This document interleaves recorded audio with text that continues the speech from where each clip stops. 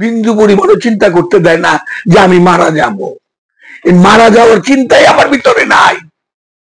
এই গত 3 দিন আগে ফেসবুকে দেখলাম দয়াল বাবা জাহাঙ্গীর, দয়াল বাবা জাহাঙ্গীর, দয়াল বাবা জাহাঙ্গীর, বাবা জাহাঙ্গীর তুমি আমার রহমাতুল্লিল আলামিন, আমারে ফালাইয়া দিও না। তুমি কইছ যে আমার না সে 12 বছর পরে যাইব গা, আর যে আমার সে শত লাথি উষ্টা খায়ও আমার কাছে থাকবে। যে যুদ্ধের মধ্যে মহানবীর দাঁত মোবারক শহীদ হয়েছিল, মহানবীরে টাইনা হাতে নিয়ে গেছিল, অনেকে মনে করছে মহানবী দেহ ত্যাগ করছে। সেই যুদ্ধের ঘটনাটা আমি একটু বাবা জাহাঙ্গীরের ওয়াজ থেকে শুনলাম, যতটুকু শুনছি বুঝছি সেটাই বলবো।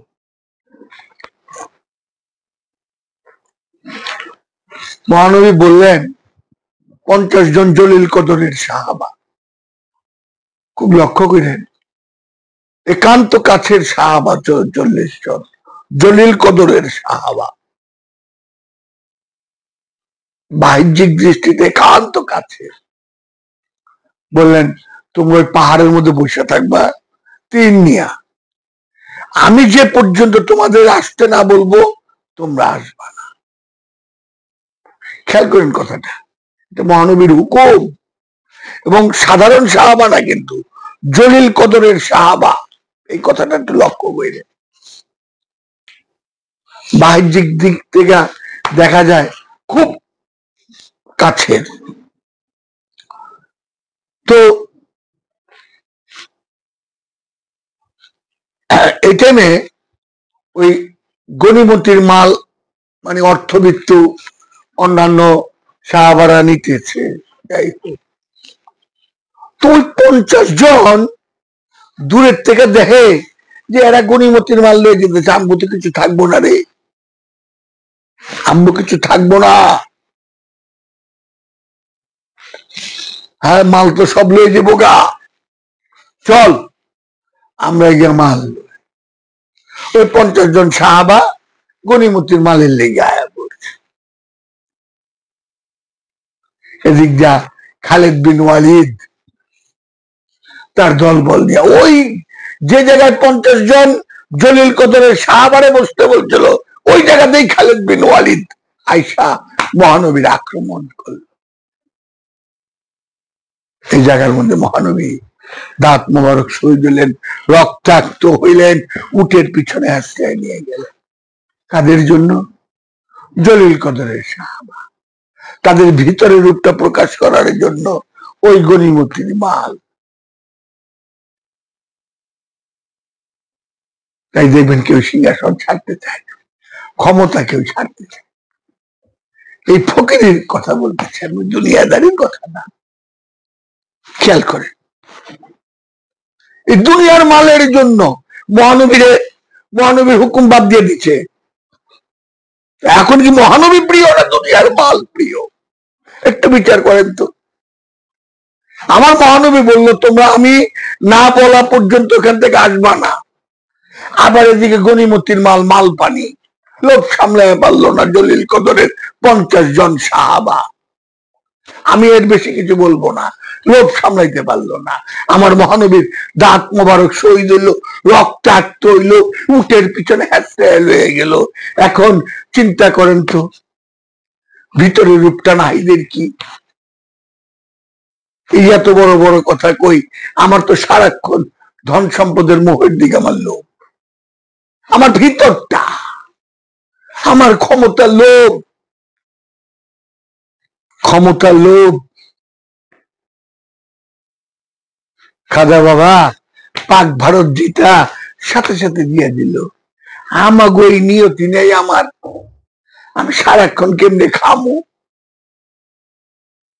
চিন্তা করেন আপনারা, কি শিক্ষা, কত সূক্ষ্ম শিক্ষা মহানবীর। মাল পানির কাছে লোক সামলাইতে পারলো না 50 জন জলিল কদরের সাহাবা, এবং খালেদ বিন ওয়ালিদ উঠাইসা আমার মহানবীর দাঁত মোবারক শহীদ করলো, রক্তাক্ত করলো, এটার পিছনে ফেল হয়ে গেল কাদের জন্য? এই আমার মতো লোকের জন্য। চিন্তা করেন, আরেকদিন মহানবী দূরেতে দেখতেছে তার সাহাবারা যে মালপত্র পড়ে রয়েছে, কোনো কিছু টাকা পয়সা কোনো কিছু নাই। মহানবী খুশি আইসা বললেন, বাহ, চলো এখন আমরা জিহাদে আকবর করব। ইয়া রাসূলুল্লাহ, জিহাদ আকবর কি? নিজের সাথে যুদ্ধ করবা। হ্যাঁ ইয়া রাসূলুল্লাহ, নিজের সাথে যুদ্ধ? এই নিজের সাথে যুদ্ধ করাটার নাম হইল ধ্যান সাধনা। এই নিজের সাথে যুদ্ধ করার নামটাই হলো কোরবানি। এই নিজের সাথে যুদ্ধ করার নামটাই হলো যাকাত। কত কুপ্রবৃত্তি আমার ভিতরে, আমি তো আমার সাক্ষী, আমি আমার সাক্ষী। এর জন্য বলছে উদুনি আস্তাদেব লাকুম, তুমি একা হও। একা হইতে বলছে, আমার ভিতরে তো দুইটা আছে। খান্নাসটা আছেই, সারাক্ষণ খাই খাই, দাও এই দাও ওই দাও, এই এই নিয়ে ব্যস্ত। বিন্দু পরিমাণও চিন্তা করতে দেয় না যে আমি মারা যাব। এই মারা যাওয়ার চিন্তাই আমার ভিতরে নাই। গত 3 দিন আগে ফেসবুকে দেখলাম বাপে ময়রা চেয়ারের মধ্যে বয়ে রয়েছে, ধনী লোক, পোলা বউরা টিপস হইলেছে দলিল দেখা ফেসবুকে দেখলাম। আর এই দুনিয়ার সম্পদ লয়ে কামড়া কামড়ি, আরে এই দুনিয়ার সম্পদ লয়ে কামড়া। আমার মহানবী সব ফালাই দিয়া হেরা গুহাই গেলেন গা যৌবনে। আরে এই শিক্ষা কই? এই শিক্ষা কই? কুরাইশ বংশের সবচেয়ে ধনী, আমরা বলি আমার মহানবী ব্যবসা করছে। আমার মহানবী কি ব্যবসা করছে? ইতিহাস ঘাইটা দেখেন। আমি তো একটা মাল 3 গুণ 2 গুণ বাড়ায় বিক্রি করি। আমার মহানবী, আরে বিধর্মীরা আমার মহানবীরা বলতো আলামিন। বিধর্মীরা ধন সম্পদ জমা রাখতো আমার মহানবীর কাছে। কই কি কথা? কোরআন কি বলতেছে? তুমি একা হও। আমি ডাকের অবশ্যই জবাব দিব। আমি একা কই? দুনিয়ার এই পৈশাচিক মুহূর্তগুলি আমার ভিতরে আছে। এইটা লাগবো, ওইটা লাগবো, এই করো ওই করো। আরে কি ক্ষতি? আরে ক্ষমতার জন্য 6 মাসে শিশুকে হত্যা করে ফেলছে। ক্ষমতার মোহ 70 জনকে মারছে, বুকটা একটুও কাঁপে।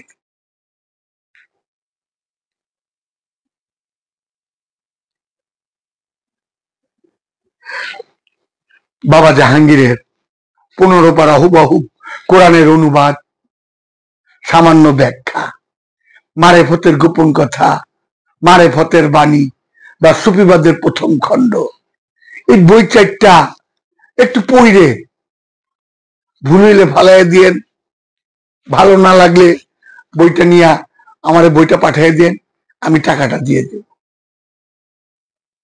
পড়ে দেখেন গোজামিল কারে কয়।